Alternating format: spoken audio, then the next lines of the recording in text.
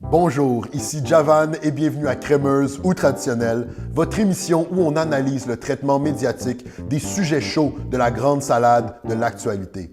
Cette semaine, on se demande comment les médias devraient-ils parler des auteurs de tueries de masse. Elle est née à Montréal, elle a grandi au Québec.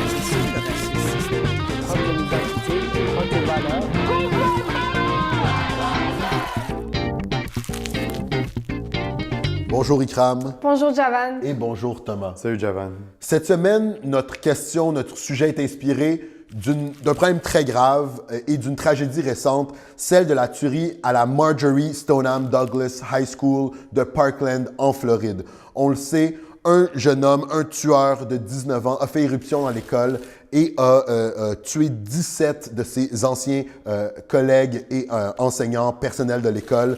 Et puis, avec la gravité de cette situation-là, il y a eu un immense mouvement social qui a fait beaucoup de bruit dans les médias et samedi dernier, une immense manifestation historique dans la ville de Washington, mais aussi à travers les États-Unis et même à travers le monde pour parler de la situation du contrôle des armes à feu aux États-Unis. Mais plus largement, aujourd'hui, on veut parler de la manière dont les médias parlent des tueurs, des auteurs de ces tueries-là. Mais Thomas, on n'est pas les premiers à se poser cette question-là. Pourquoi est-ce que autant de gens dans le monde médiatique s'interrogent sur ça? Pourquoi autant de gens s'interrogent? C'est qu'on parle du tueur point, Javan, dans le fond. Donc, il y a beaucoup de groupes aux États-Unis, ici aussi, notamment le mouvement No Notoriety, qui parle du fait justement qu'on informe, enfin on glorifie la personne, mais sans vraiment informer. Il faudrait seulement faire ça. Ce mouvement-là, No Notoriety, a des demandes précises, Ikram. Oui, donc ils ont quelques points à suivre lorsqu'on parle du tueur après une tuerie de masse pour éviter justement cet effet d'entraînement.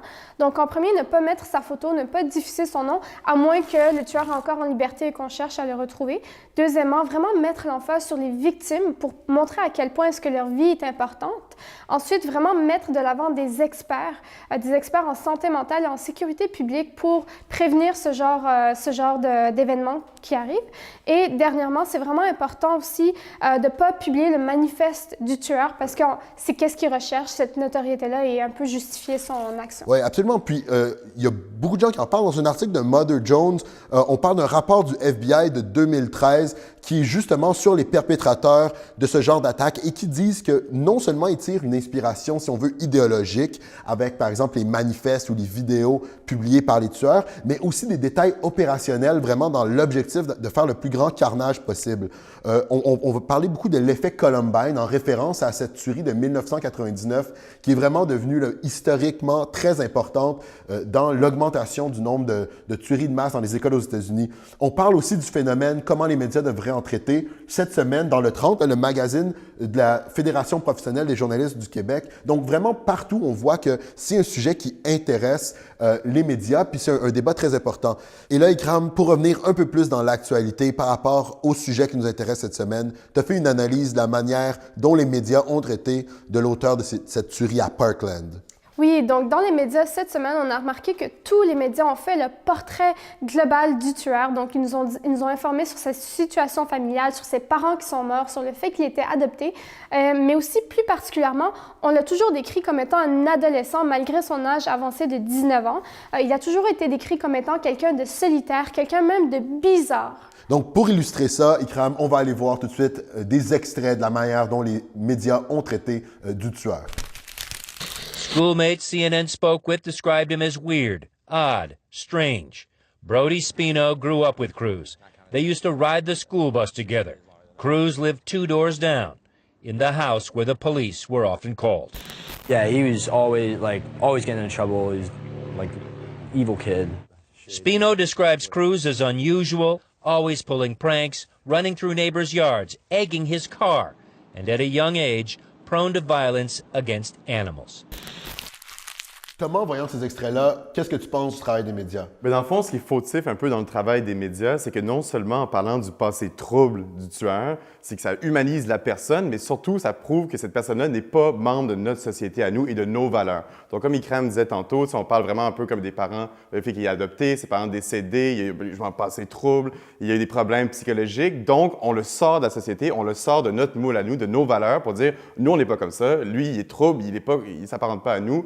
Et justement, il a commis ces actes-là. C'est pour rassurer le public, selon Justement, toi, exactement. C'est juste pour prouver qu'on a un déviant chez nous et qu'on le sort de cette façon-là. Ikram, est-ce que tu es d'accord avec cette analyse-là de Thomas? Oui, je suis d'accord. Puis en fait, qu'est-ce qui est problématique aussi dans ça, c'est que ça crée un point de référence pour tout jeune qui a des problèmes d'anxiété, qui se sent en marge de la société. Puis on sait tous que l'adolescence, c'est une période vraiment, vraiment difficile de point de vue mental, intellectuel, psychologique ou même physique, parce qu'on est en période de transformation. Donc, il n'est pas rare de voir des adolescents qui se sentent mal dans leur peau.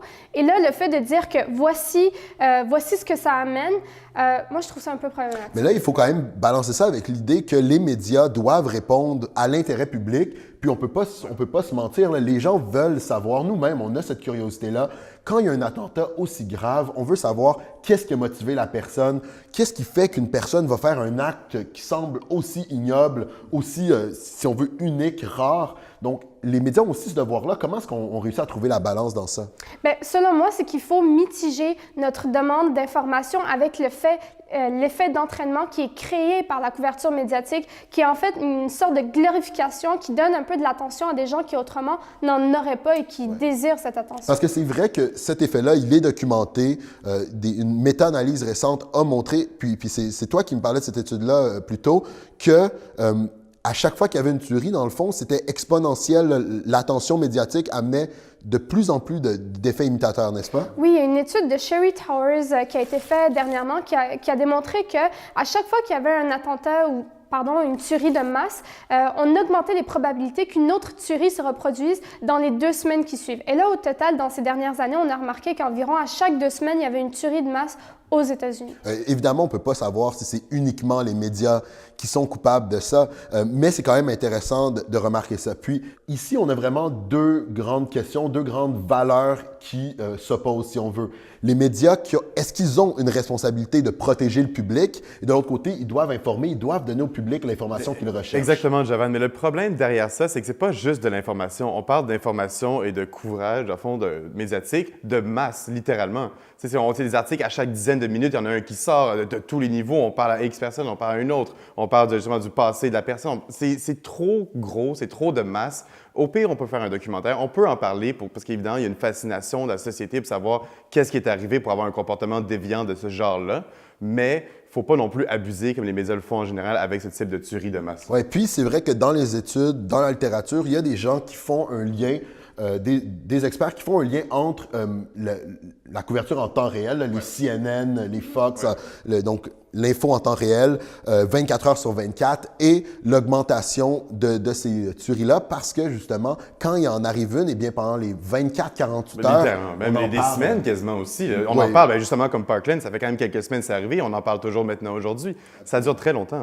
Et donc, pour vous, on arrive à la fin de l'émission, là, je vais vous demander, pour vous, le traitement médiatique du tueur à Parkland, mais plus généralement de toutes ces tueries-là, pour vous, c'est plutôt crémeux traditionnel. Par là, je veux dire, est-ce que les médias ont été assez traditionnels, frileux dans leur analyse, ou est-ce qu'on a vu des efforts là, d'amélioration? Moi, je te dirais que c'est assez traditionnel, Javan, justement, au point qu'on amenait par rapport aux médias de masse. On en a trop parlé. Ils ont vraiment politisé aussi la tuerie, la tragédie en tant que telle, avec des questions politiques, évidemment, au contrôle d'armement, mais même littéralement au sentiment de sécurité en société. Est-ce qu'on est protégé chez nous? T'sais? Donc, non, c'était traditionnel, ça a été dans la continuité de faire ces questions.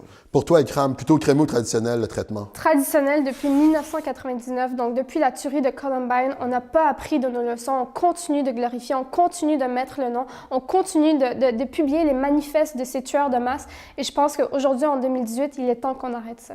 Donc, merci beaucoup d'avoir été avec nous. Un épisode très intéressant cette semaine où est-ce qu'on a parlé de l'équilibre que les médias doivent trouver entre l'importance d'informer la population, de répondre à leurs questions sur les tueries de masse, mais aussi sur le risque de créer un effet d'imitation en donnant trop d'importance, en risquant même de glorifier les tueurs. Merci d'avoir été avec nous et on se retrouve bientôt pour un autre épisode de Crémeuse ou Traditionnelle.